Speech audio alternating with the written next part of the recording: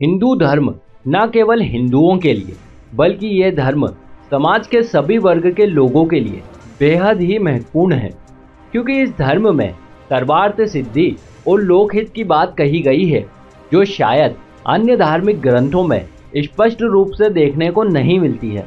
लेकिन फिर भी बहुत से लोगों को यह सारी बातें मनगढ़ंत और काल्पनिक लगती है, क्योंकि उन्होंने कभी भी हिंदुओं के धार्मिक ग्रंथों का अध्ययन नहीं किया है।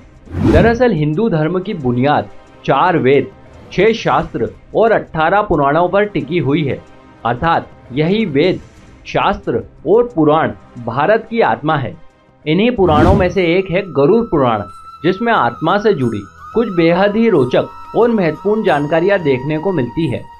परंतु इस पुराण में आत्मा के रहस्य के अलावा भी धर्म, नीति, ज्ञान, ज्योतिष, आयुर्वेद और जिंदगी से जुड़ी अनेक ऐसी बातें बताई गई है, जिनका अनुसरण करके हम अपने जीवन को नई ऊंचाइयों पर ले जा सकते हैं। हमेशा की तरह आज भी हम आपको इस पुराण में उल्लेखित 5 ऐसी महत्वपूर्ण बातें बताने जा रहे हैं, जिन्हें हिंदू अथवा मानव जाति के लिए वर्जित बताया गया है। लेकिन फिर भी जो मनुष्य जाने या अनजाने में ऐसी गलती करता है, तो निश्चित ही उसकी आयु कम हो जाती है। तो आइए एक बार विस्तार से प्रकाश डालते हैं कि आखिर वे कौन सी बातें हैं जिनसे मनुष्य को बचना चाहिए। नमस्कार और एक बार फिर स्वागत है आप सभी का आपके अपने वीडियो कलश यूट्यूब चैनल पर।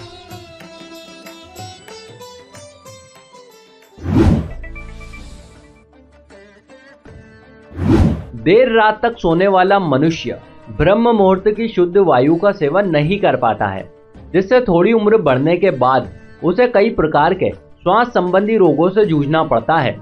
साथ ही साथ ऐसे लोगों का पाचन तंत्र भी ठीक से काम नहीं करता है और एक समय के बाद उनकी रोग प्रतिरोधक क्षमता घटने लगती है और अंततः एक दिन ऐसा भी आता है जिस दिन वो मनुष्य मृत्यु के द्वार पर पहुंच जाता है।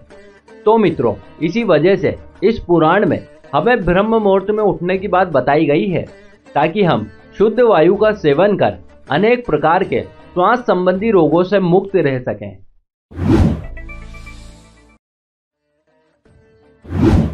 वैसे तो अक्सर देखा गया है कि घर के बड़े बुजुर्ग जैसे दही आदि को रात में खाने से रोकते हैं, लेकिन फिर भी देखा गया है कि बहुत से लोग रात के भोजन में दही या दही से बने अन्य व्यंजनों को खाने से परहेज नहीं करते हैं। कभी कभार तो ये चल जाता है, लेकिन अक्सर खाना नुकसानदायक हो सकता है। रात के समय दही का सेवन करने से कई प्रकार के रोग होने की संभावना बढ़ जाती है, जिनमें पेट और पाचन तंत्र से संबंधित रोग प्रमुख होते हैं। यदि व्यवहारिक रूप से देखा जाए तो दिन के समय दही का सेवन लाभदायक माना गया है और यह मनुष्यों के स्वास्थ्य और पाचन तंत्र पर सकारात्मक प्रभाव डालता है। परंतु यदि रात की बात करें तो रात में वातावरण दिन के वातावरण से बिल्कुल विपरीत होता है, जिसकी वजह से चंद्रमा के प्रभाव में आकर वही दही जो दिन में अमृततुल्य था, रात में विष बन जाता है और ये विष रात के समय जब तक प्राणी सोता है तब तक उसके शरीर में रहकर कई प्रकार के विषैले तत्वों का निर्माण कर एक ठंडे विष के समान मनुष्य को धीरे धीरे से मृत्यु की ओर ले जाता है।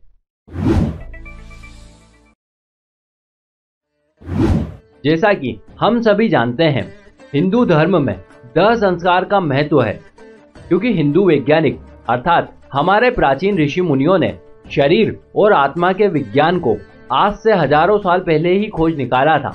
उनका मानना था कि यह शरीर नश्वर है, क्योंकि यह इस पृथ्वी पर उपस्थित 5 तत्वों से मिलकर बना है, जबकि आत्मा अमर है, क्योंकि उसका जन्म सीधे परमात्मा से हुआ है। इसी वजह से जब प्राणी शरीर त्यागता है तो उसका पंच तत्वों से बना शरीर रह जाता है। उसमें से कोई भी एक तत्व नष्ट नहीं होता है, लेकिन वो आत्मा जो शरीर में थी उससे मुक्त होकर अपनी अगली यात्रा की ओर चली जाती है। इसी वजह से विधान बनाया गया है कि मृत्युपरांत पंच तत्वों से बने शरीर को पंच तत्व अर्थात धरती, अग्नि, आकाश, जल और वायु में विलीन कर दिया जाता है।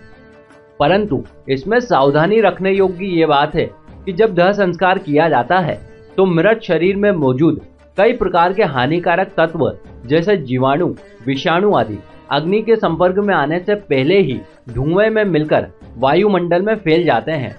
और जब कोई व्यक्ति उस धुएं के संपर्क में आता है तो उसकी नाक अथवा मुंह के रास्ते उसके शरीर में प्रवेश कर उसकी रोग प्रतिरोधक क्षमता को नष्ट करके उसकी आयु कम कर देते हैं। इसीलिए हमें ऐसे विषैले धुएं के संपर्क में आने से बचना चाहिए।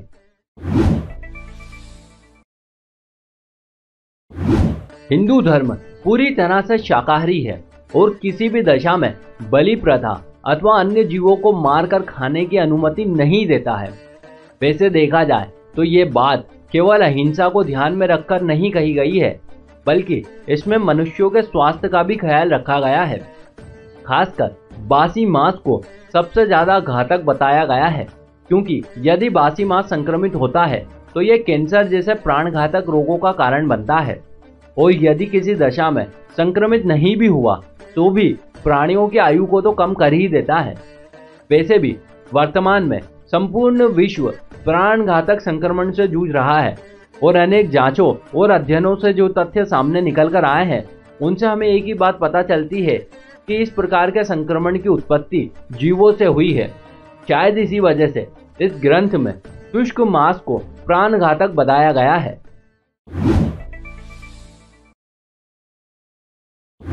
सुबह का समय योग, प्राणायाम और कसरत आदि करने का होता है, परंतु बहुत से लोग सुबह सुबह अथवा दिन के समय या आवश्यकता से अधिक विषय भोग करते हैं, जिसके प्रभाव से उनके शरीर पर नकारात्मक प्रभाव पड़ने लगता है। धीरे धीरे से शरीर कमजोर हो जाता है और एक समय ऐसा भी आता है जब शरीर में रोगों से लड़ने की क्षमता लगभग समाप्त हो जाती है। उस स्थिति में मनुष्य का शरीर अंदर से खोखला हो जाता है और अनेक रोग शरीर में जन्म ले लेते हैं और निश्चित तौर पर इससे मनुष्य की आयु कम पड़ जाती है। इसीलिए प्रत्येक व्यक्ति को योग, प्राणायाम और ब्रह्मचर्य जैसे गुणकारी आदतों को अपनाना चाहिए, ताकि मन और शरीर पर नियंत्रण कर आवश्यकता से अधिक विषय भोग से बचा जा सके। तो चलिए मित्रों, आज आप और हम मिलकर ये निश्चय करते हैं कि आज के बाद हम किसी भी ऐसी आदत को बढ़ावा नहीं देंगे जिससे हमारी आयु और हमारे स्वास्थ्य पर विपरीत प्रभाव पड़े। इसी के साथ हमारी आज की जानकारी भी यहीं समाप्त होती है। हम उम्मीद करते हैं कि आपको यह जरूर अच्छी लगी होगी। यदि आप भी कुछ एक सकारात्मक विचार रखते हैं तो नीचे दिए गए कमेंट बॉक्स के माध्यम से हमें जरूर बताइएगा। आप सभी का बहुत बहुत धन्यवाद।